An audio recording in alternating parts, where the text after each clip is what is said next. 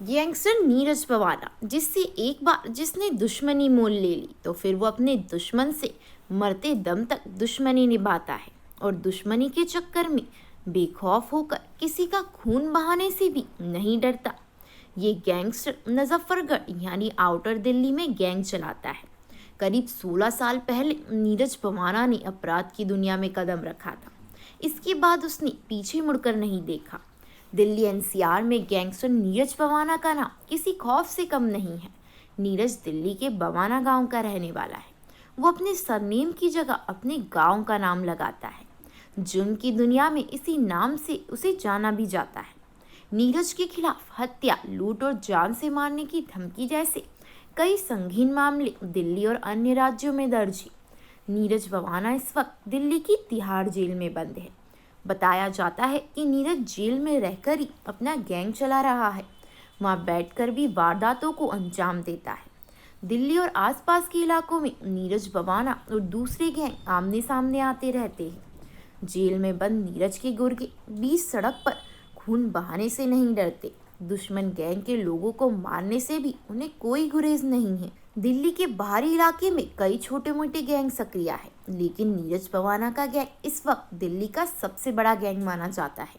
नीरज भले ही तिहाड़ जेल में बंद है, लेकिन नीरज के गुर्गे जेल के बाहर उसके एक इशारे पर कोई भी वारदात को अंजाम दे सकते हैं।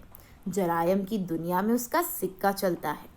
नीरज पवाना गैंग के दुश्मनों की भी कमी नहीं है। कभी उसका साथी रह चुका सुरेंद्र मलिक उर्फ नीतू दाबोदा ही नीरज का सबसे बड़ा दुश्मन था, लेकिन नीरज ने उसके गैंग के खास बदमाशों को मार डाला। 24 अक्टूबर 2013 को दिल्ली के वसंत कुंज इलाके में नीतू दाबोदा भी स्पेशल सेल के साथ मुठभेड़ में मारा गया। इसके बाद नीरज पवाना और मजबूत होता चला गया।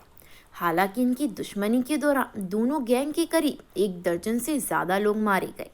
नीतू दाबोदा के एनकाउंटर में मारे जाने के बाद उसकी गैंग की कमान पारस उर्फ गोल्डी और प्रदीप उर्फ भोला ने संभाली थी।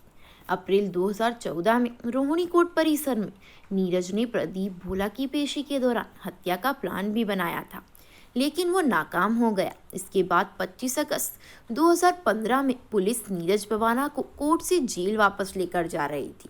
जेल वैन में नीरज के साथ नीतू गैंग के पारस और प्रदीप भी मौजूद थे। उसी वैन में ही नीरज ने अपने साथियों के साथ मिलकर पारस और प्रदीप को मार डाला था। अप्रैल 2017 में उसने रोहिणी जेल के बाहर नीतू गैंग के बदमाश राजेश धुरमुट को भी मरवा दिया था। अब नीतू गैंग की कमान राजेश बवानिया के पास है, जो खुद भी जेल में बंद है और अब नीरज उसे अपना दुश्मन मानता है।